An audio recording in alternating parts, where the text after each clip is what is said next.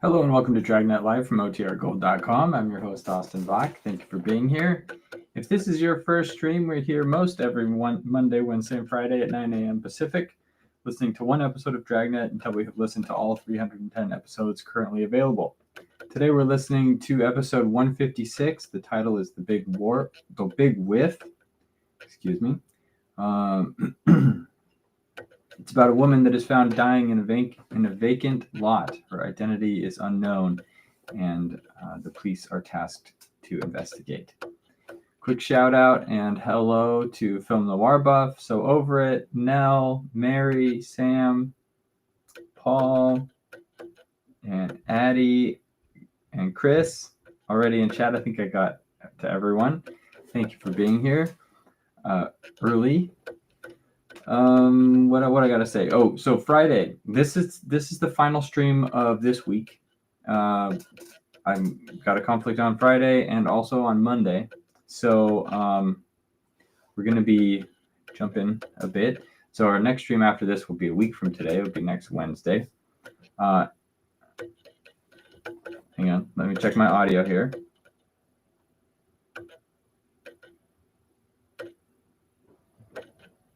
Someone tells me sounds like I'm talking into a can. Is that,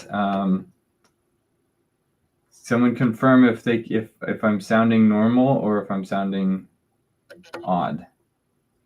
I don't see anything on my end that would be doing anything strange, so I'm hoping it's just an issue on Addie's computer, but someone else confirmed for me. Anyway, so our next stream after today will be a week. So it'll be next Wednesday where we'll listen to the next episode. But then we also have that Friday, we'll have a Dragnet stream and then a classic movie night. So I got to get that all. That's what I got to work on. Sound is not normal. Okay. Well, I'll have to deal with that in a bit. Thank you for reporting that.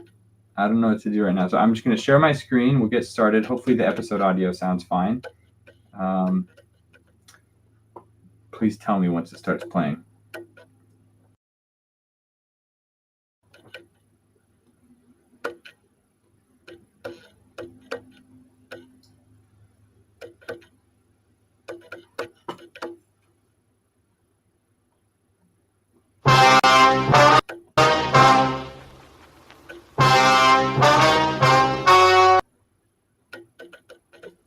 I'm going to have to restart this. Here we go. The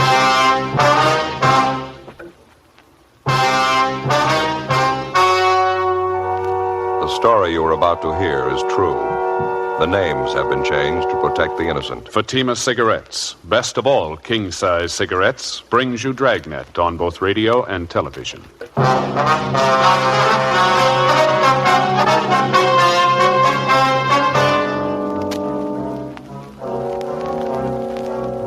You're a detective sergeant. You're assigned to homicide detail. A woman is found dying in a vacant lot. Her identity unknown. Your job? Investigate.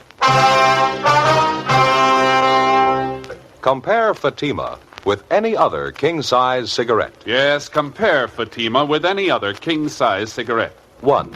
Fatima's length filters the smoke 85 millimeters for your protection. 2. Fatima's length cools the smoke for your protection. 3.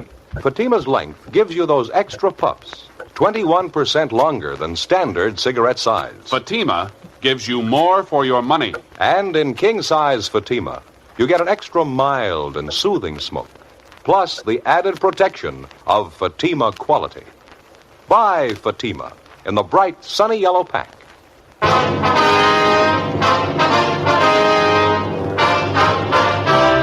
Dragnet, the documented drama of an actual crime. For the next 30 minutes, in cooperation with the Los Angeles Police Department, you will travel step by step on the side of the law through an actual case transcribed from official police files. From beginning to end, from crime to punishment, Dragnet is the story of your police force in action. It was Thursday, October 16th. It was cloudy in Los Angeles. We were working the night watch out of homicide detail. My partner's Frank Smith. The boss is Captain Lorman. My name's Friday. It was 9:48 p.m. when I got to Georgia Street Receiving Hospital, Dr. Hall's office. Joe, how are you? Hi, Doc. How about that case you got in from 7th and Union? How's she doing? She died about 5 minutes ago. Fill me in. What do you got on it? You talked to the radio car officers, ones that handled the call? Frank's talking to him now out in the lobby. Thought I'd check in with you while he was handling that end. Not an awful lot to tell you, Joe. Ambulance G2 brought her in from the location. She was alive when they brought her in. Did everything I could for her. Didn't help much. Too far gone. Yeah, what's it look like? Chloroform poisoning. Pretty obvious. Probably self-administered. Looks like that anyway. She didn't last long. It's a little unusual, huh? Chloroform? Yeah. Under the circumstances, it sure is. Anything else? How do you mean? Well, any probable causes? Any marks on her? No, a little scratch on her wrist. That's about all. Where you got her now? Can we look at her? Yeah, bag number 3. Come on. All right. Ed Barrett called us, asked us for help. It's a rough night, huh? Yeah. Traffic went crazy tonight. Dozen cases in the last 2 hours. Couple of homicides, too. Busy night. You got the weekend coming up, huh? Yeah, not looking forward to it. Here we go. Over here. Chloroform sure hangs on, doesn't it? It's sure strong. Notice the burns around her mouth, the nose, discoloration. Well, who is she? Any idea? We got her down as Jane Doe. You're going to have to take it from there. I understand the radio car officers couldn't identify her. Apparently pretty well off, huh? Nice clothes. Seems to be well kept. I'd say so. Expensive jewelry there. The rings, wristwatch. A little strange for a probable suicide, isn't it? Looks like she took good care of herself. Hair all done up, fingernails. About how old, would you say? Not more than 35. Just about that. Here's the chart on her. Time arrival, 9:38 p.m. from southwest corner of 7th and Union, vacant lot. Reason for call, possible drunk woman down. Jane Doe, number 4. Female, Caucasian, approximate age 35. Weight 128 1/4. Height 5'4". Brown hair, hazel eyes. Listed as Nordic descent. Probable suicide. That's it. Okay, Doc, thanks. I better look up Frank, see what he's got, huh? Okay. Haven't notified the coroner yet. You fellas want to take care of that? Yeah, sure, we'll call her. About all we can do unless we find some relatives to notify, huh? Joe? Yeah, Frank. Oh, hi, Doc. How are you? Frank, looks like you're losing weight. Yeah, 4 pounds in 2 weeks. Not too bad for me, anyway. What'd you get, Joe? Chloroform poisoning, probable suicide. Find out who she is? I gotta get back to my office. If there's anything I can help you with, come on back. Right, Doc. Thanks very much. Okay. How about it? Any identification? No, I talked to the fellas that took the call. Unit 182 was a routine call. 390W down. They couldn't find out who put the call in. So they found her in a vacant lot lying over against the side of the building. Yeah. They said she looked like she'd been drinking. Then they got a whiff of the chloroform. And they found this empty container by her side. Here. Yeah. Ties in, They huh? were careful handling it. Anything else? Well, while they're waiting for the ambulance, they talked to some of the people in the neighborhood. They couldn't tell them anything about the woman. The building they found her next to is a vacant store. No identification on her at all, huh? No, nothing. No purse or wallet. I checked missing persons. No one of her description reported. Fellas who handled the call said they went over her clothing. No marks of identification. Better notify Leighton Prince, huh? Maybe they can identify her. Already called him, Joe. Looks like probable suicide. Sure, a new twist, though. Chloroform route. Doesn't figure, does it? What do you think? I don't know. No violence committed on the body, no indication of robbery. She had a wristwatch on, rings, too. Wouldn't figure anyway. Chloroform angle. Yeah. No other physical evidence out there, huh? I mean, besides the chloroform container? Nothing else besides a handkerchief. Yeah, a plain white handkerchief, chloroform on it. They found it next to the body. It's the only thing that doesn't fit 100%. What do you mean? It's a man's handkerchief. 10:25 p.m. Frank and I took the dead woman's clothing, the handkerchief, and the almost empty container of chloroform and drove back downtown to the office. We dropped off the clothing and the handkerchief at the crime lab to be processed for possible identifying marks. The chloroform container was taken to latent fingerprints for examination. The following morning, the body of the unidentified woman was taken to the county morgue for posting. As soon as the dead woman's prints were made available to us, they were checked through our record bureau and also through the record bureau at the sheriff's office. In addition, they also made a run on her description. They were unable to identify her. We checked with the crime lab, but they couldn't help us either. A detailed examination of the dead woman's clothing failed to yield any leads as to her identity. Leighton Prince didn't have any better luck with the chloroform container. The only prints they found on it were those of the dead woman. Meantime, the morning papers had picked up the story and given it front-page billing. 11:16 a.m. How's that again, Doc? Yeah, I see. A little unusual, wouldn't you say? Yeah. Okay, we'll pick it up after lunch. Right, goodbye. Anything? Yeah, Doc Cephalou at the morgue just finished posting the body. What'd he say? The chloroform killed her. They even found traces of it in the stomach. Huh? That's right. It's a weird one, isn't it? Doesn't leave much doubt. Suicide. No indication it was anything else, is there? I got it. Homicide, Friday talking. Yes, sir. Yeah? Mitchell? Mm-hmm. That's so. Yeah, sure, be glad to. Yeah, we'll be here. You want to give us your address?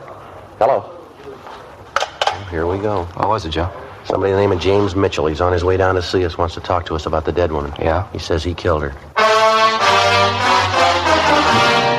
11:50 a.m.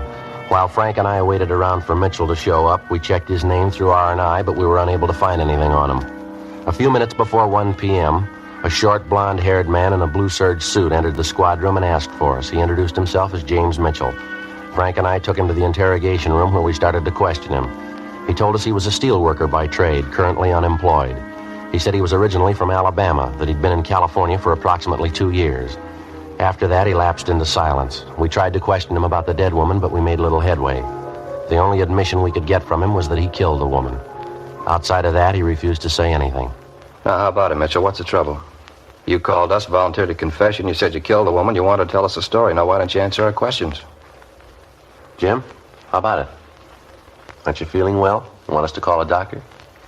Jim? You're not giving us much of an out, mister. You volunteered to make yourself a suspect in this thing. You say you killed the woman. Now, why didn't you answer the questions? We can't keep this up forever. You ought to know that. You haven't answered the question almost an hour now. Look, if you're not going to talk, Jim, there's only one thing we can do. We're going to have to book you. Mitchell? Is that what you want?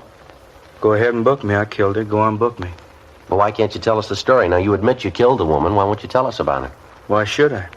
I killed her. That's all you have to know. You said on the phone you'd tell us the whole story, didn't you? Now, what made you change your mind? You got the story. I killed her. All there is to it. You know better than that, Mitchell. You know the woman very well? No, not very well. What was her name? Mary. Mary what? Mary, that's all. I met her in a bar. I didn't know her well. I killed her. That's all you got to know. I had to. Why'd you have to, Jim? I don't have to tell you. I had a reason. Good reason. Robbery? I don't have to say. You have a fight with her? Lover's quarrel? Maybe. What's the difference? Now, this bar where you met Mary, that in downtown L.A., was it? Yeah, it's downtown. She had it coming. I'm glad I did it. Not worth much, huh? She was when I met her. Well, what happened? She go off the deep end? Guess so. What's the difference? She's dead. Well, why'd you turn yourself in, Jim? Figure you couldn't beat it? Maybe. How do you mean? I could have stayed out of your way if I wanted to. For a while, anyway. I didn't want to. Why not, Jim? Good reason. I'm glad I killed her. She had it coming. Now go ahead and do what you want. I know what the rap is. I'll pay for it. Well, if you're willing to take the rap, Jim, why not tell us the whole story, huh? You got the story. I killed her. That's all you need. Don't you want to brief us in on the details? How it happened, how it came about? Might be extenuating circumstances. You can't tell. Well, how you mean? Different things that might throw a new slant on the case. Court's not going to hand down a decision until they get the whole story. You mean about Mary? I'll never tell them about her. Lousy things she did to me. Never tell anybody about it. Must have been pretty bad, huh? I mean, the way you took it out on her. She was rotten. All the way through. I had to kill her. Well, what happened with the chloroform, Jim? Didn't it work fast enough for you? Chloroform? Yeah, huh? Didn't it react on her fast enough for you? No, it didn't. I hated her. Yeah, I guess you did. You must have had quite a scrap with her. Struggled quite a bit, didn't you? Yeah, she fought me all the way. I got her, though. I hated her. Out of my mind, I hated her so much. Well, we've been trying to figure it out, Jim. What'd you hit her with? I mean, around the head and on the neck. What'd you use? Piece of metal? Yeah, angle iron. Uh-huh. Kind of lost my head. I kept beating her. She tried to scream, but I had my hand over her mouth, and then she fell down. She didn't make a sound after that. I see. Well, how come you took her jewelry? I mean, if you just wanted to kill her, how is it you took all her valuables, too? Jim? How about it, Mitchell? Well, I don't know. Spur of the moment, I guess. I took them, but I didn't keep them. I threw them away. I don't remember where. I'm glad it's over. All right, Jim. Now, what's this all about? You didn't kill that woman. You know that as well as we do. Well, what are you talking about? Of course I killed her. She's dead, ain't she? How many times do I have to admit it? The woman had one mark in her body, Mitchell, a small scratch on the wrist. Huh? Not a single wound on the head, none on the neck either.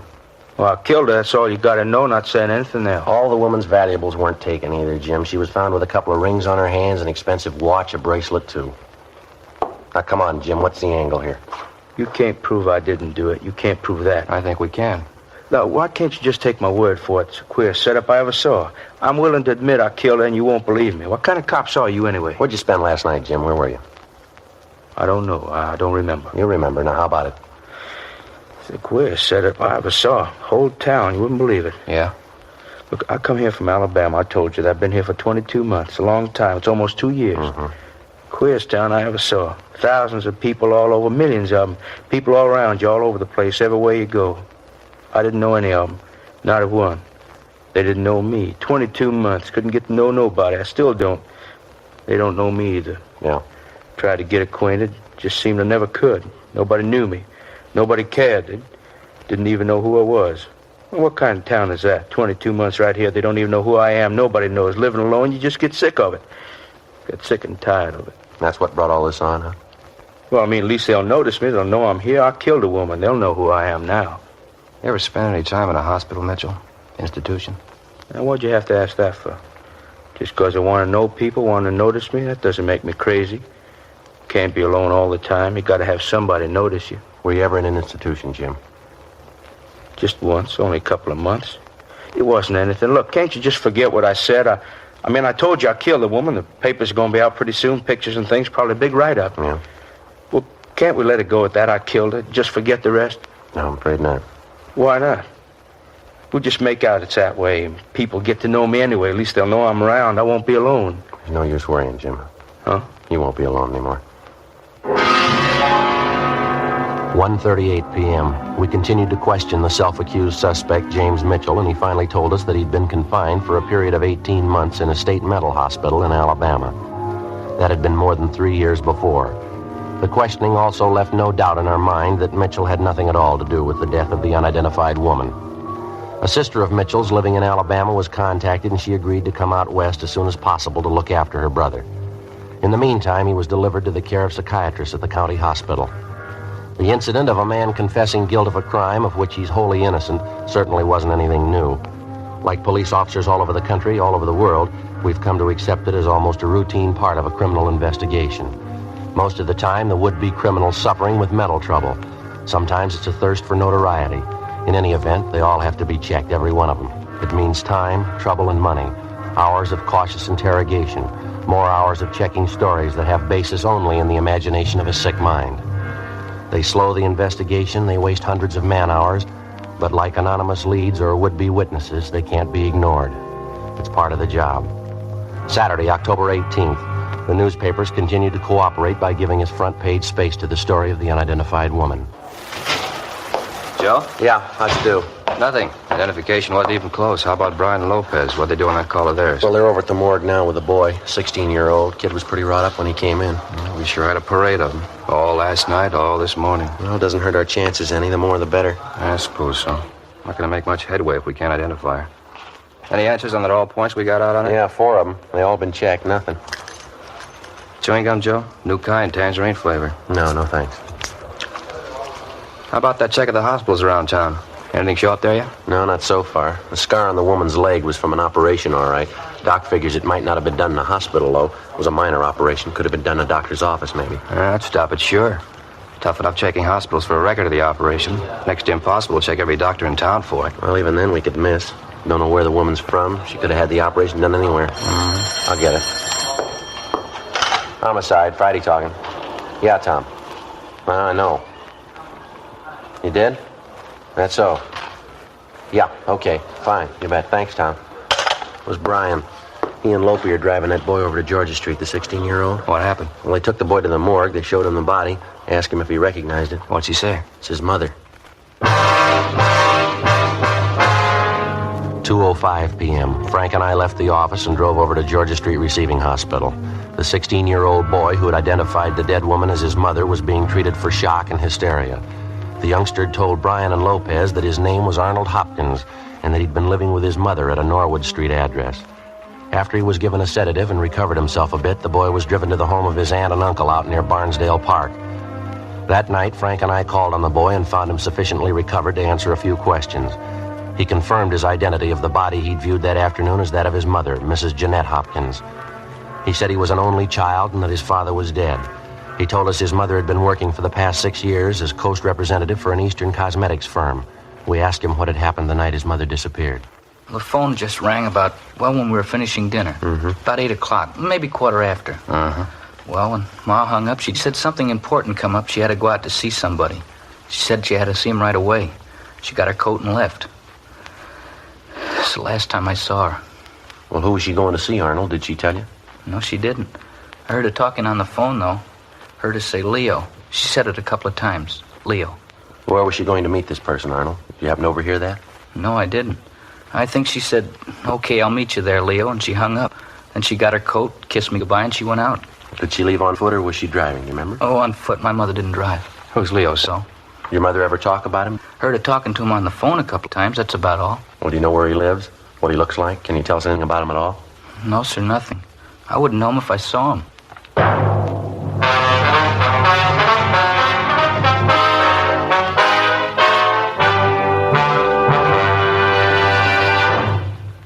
You are listening to Dragnet, authentic stories of your police force in action. The only way you can prove to yourself that Fatima is the best of all king-size cigarettes is to compare them with the brand you've been smoking. Yes, compare Fatima with any other king-size cigarette. 1.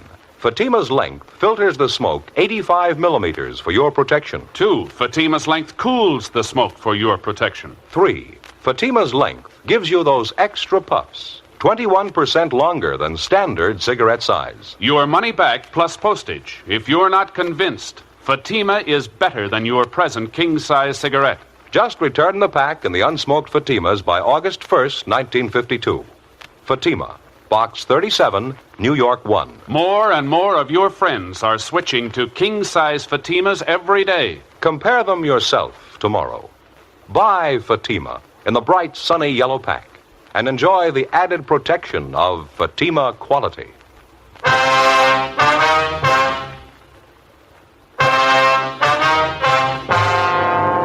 Saturday, October 18th, 8:30 p.m. Frank Smith and I continued interviewing the dead woman's son, 16-year-old Arnold Hopkins. The big lead pointed in the direction of the man known as Leo, who telephoned Mrs. Hopkins Thursday night, little more than an hour before she died, and made an appointment to meet her. It was a good lead, but it didn't go too far. All the boy could tell us was that the man's name was Leo. He'd heard his mother address a man by that name on the telephone several times, but that was the extent of it. He didn't know Leo's last name. He didn't know where he lived. He had no idea where his mother was to meet the man the night she died. We talked to the boy's aunt and uncle, the dead woman's brother and sister-in-law, but they couldn't help us either. Frank Smith and I obtained a list of all of Mrs. Hopkins' friends and business associates known to the son and the aunt and the uncle. We spent the rest of the weekend checking with them. Most of them gave us pretty much the same story. Mrs. Hopkins was well-liked and well-respected, both in her business and private life. She was devoted to her teenage son. She didn't drink, and socially her behavior was beyond question. She attended church regularly. She was active in several women's clubs engaged in social and religious work. None of the people we talked to could think of any reason that she would want to end her own life. All of them denied any knowledge of the man known as Leo. Monday afternoon, October 20th, Frank and I had another meeting with the victim's son, Arnold Hopkins. We had him check over the personal effects found on the body. Yes, sir, that's hers. The other ring, too. How about this bracelet, son? Yes, sir. She always wore that. My dad gave her to her, I think. When he was alive, I mean. She always wore it. Now, the wristwatch, 2 rings, the bracelet, and this lapel pin here. This about it, son? Yes, sir, I guess so. You have her necklace, too. How's that? My mother's necklace. She was wearing it that night. She had it on when she left the house. Didn't you find it? What kind of necklace is it, son? What's it look like? Oh, it's made like the bracelet is. That one there. See, the two of them go together. It's a set. Your mother wear expensive jewelry like that every day, did she? No, sir. She wore the bracelet quite a bit, not the necklace, though. She only wore that when she was dressed up. I thought about it yesterday. I meant to tell you about it. What's that, son? Well, right after she got the phone call that night, when she told me she had to go out. Yeah? Well, she went back and got her coat, and then she came in the living room and kissed me goodbye. She had the necklace in her hand. You sure she took it with her? Oh, yes, sir, I'm positive. After she kissed me goodbye, she went over to the mirror, and I saw her put the necklace on. She was wearing it when she left. I didn't think much about it till later on. Most of the time, she only wears it when she dresses up. She wasn't very dressed up that night.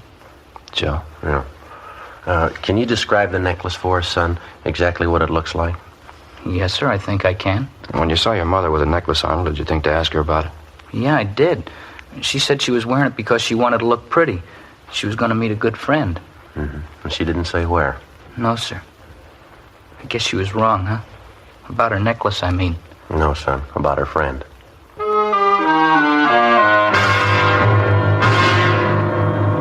Monday, 3:18 p.m. We got a description of the necklace from the Hopkins boy, confirmed it with his aunt and uncle, and then we double-checked it at the jeweler's, where it had been purchased.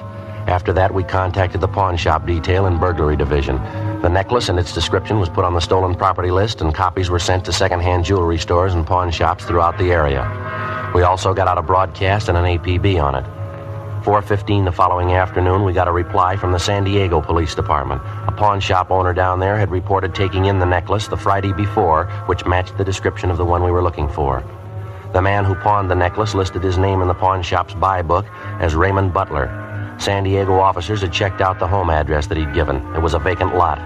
The necklace was sent back to Los Angeles, where it was identified as Mrs. Hopkins. The description of the man who'd pawned the necklace was forwarded from San Diego together with a photostatic copy of the suspect's signature, and we got out an all-points bulletin on him. 2 days passed. Nothing. Along with Brian and Lopez, we continued checking all public places in the general area where the body of Mrs. Hopkins had been found. You got anything, Frank? Talked to a man by the name of Wagner, Joe. He told me she used to do a lot of traveling, business trips, most of them to San Diego. Wagner says he heard she had a boyfriend down there, a tall, dark-haired fellow. That's all, no name. I get it. Homicide Friday. What? Oh, yeah, Lopey. Where? Checks out, does it?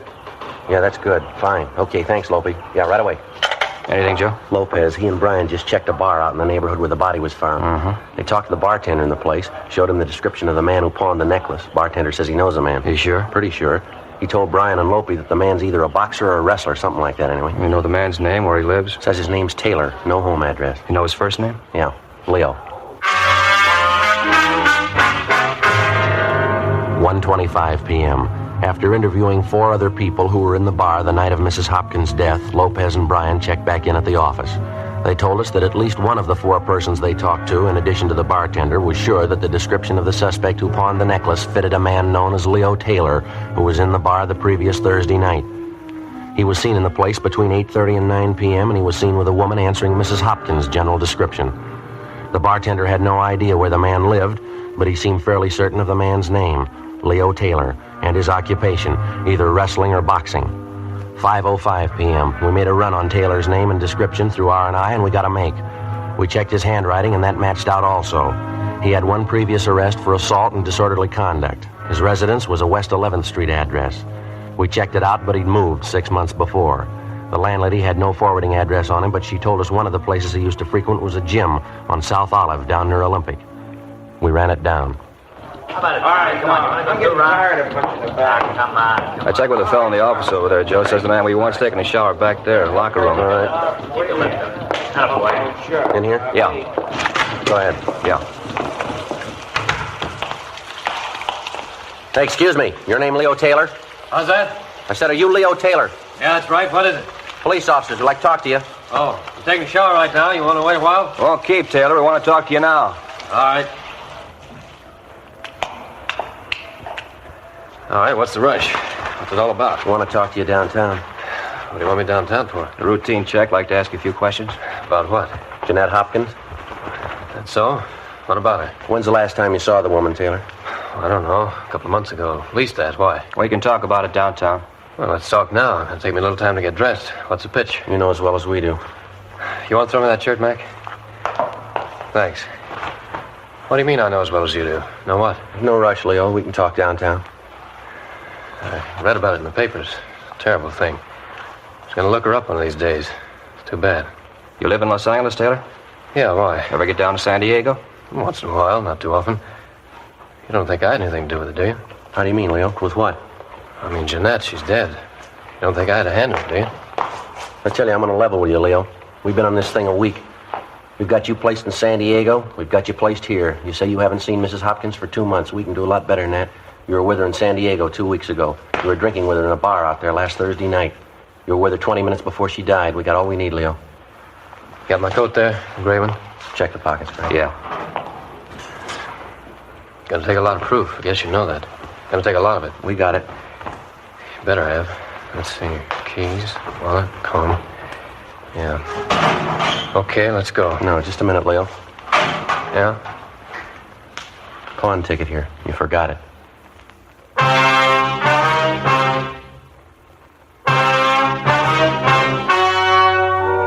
The story you have just heard was true. The names were changed to protect the innocent. On January 28th, trial was held in Superior Court, Department 89, City and County of Los Angeles, State of California. In a moment, the results of that trial. Now, here is our star, Jack Webb. Thank you, George Fenneman. Friends, there's not much I can add to what you've already heard about Fatima's. If you smoke them, I know you'll agree with me that no other king-size cigarette can match Fatima quality.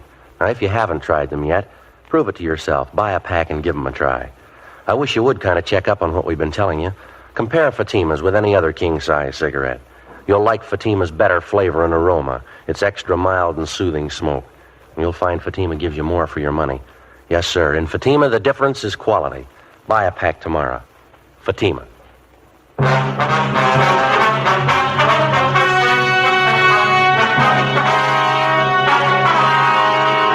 When confronted with the evidence and testimony against him, Leo Francis Taylor broke down and confessed to the murder of Mrs. Jeanette Hopkins. She'd been paying blackmail to Taylor in order to keep their affair secret, but a month before her death, she refused to pay him any more. Taylor threatened her again, and she agreed to give him the necklace as a final payoff. At their meeting, Taylor demanded cash. His victim threatened him with arrest, and he administered the chloroform. Taylor was tried and found guilty of first-degree murder and was sentenced to a life term in the state penitentiary.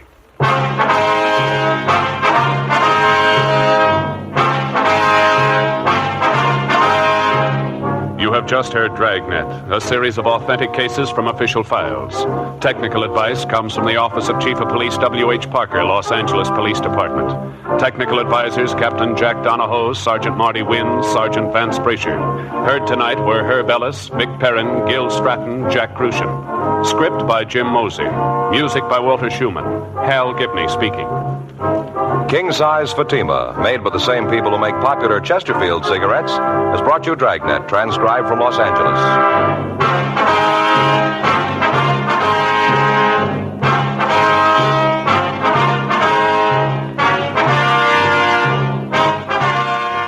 Each Thursday night, it's Counter Spy on NBC.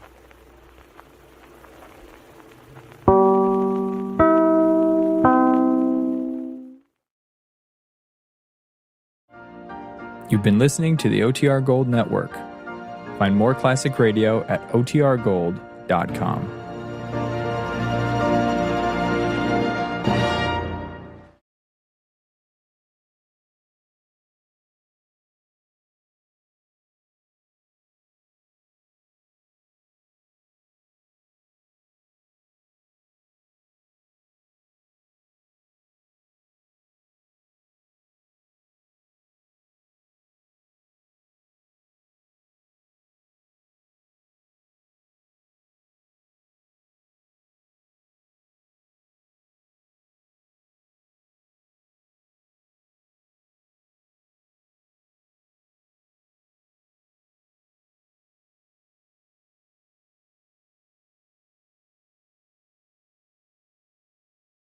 My life. I don't know what is happening right here. So try this one. Hopefully there's no clicky. Is this better? We'll see. What was I saying on mute? I was reading the comments about the helicopter. Still can't hear me? No? Okay, I think we have audio. I can see my little microphone pulsing over here, so I'm just going to keep going. As I mentioned at the beginning of the stream, this is our last one for the week. We won't be here on Friday, and we also won't be streaming on Monday, but we'll be back with the vengeance on Wednesday. So a week from today, we'll be back. We will then have a Friday stream as well, and then we'll have classic movie night that evening, Friday evening. So let's see here. So I'm just catching up on the comments. Yep, I don't see anything I got to follow up on. Just wanted to say thank you all for tuning in. You're a fun group to be with. As I said in the comments too, if there was ever like a YouTube sponsored trivia bowl where channels all competed together, or people that watch a certain channel compete together as teams, I have very high confidence in our team's abilities. We got trivia buffs galore. You guys all have deep knowledge in various different topics, which always makes for great conversation. So thank you for that. Addie says I should set up a stream. Let me highlight this one. I should set up a stream, an alternate stream on my off days. Well, if you have an idea of what to do, let me know. I'm always open to new ideas. But we got those 24/7 streams too. So if everyone just joins like the Dragnet 24/7 stream Friday at 9 a.m., you could all say hi to each other. But anyway, that's all I got to go. That's all I got to say on that. I'm open to other ideas though. Until next Wednesday, I wish you all the best and have a great weekend. Stay healthy, stay happy, and I'll see you later. Bye.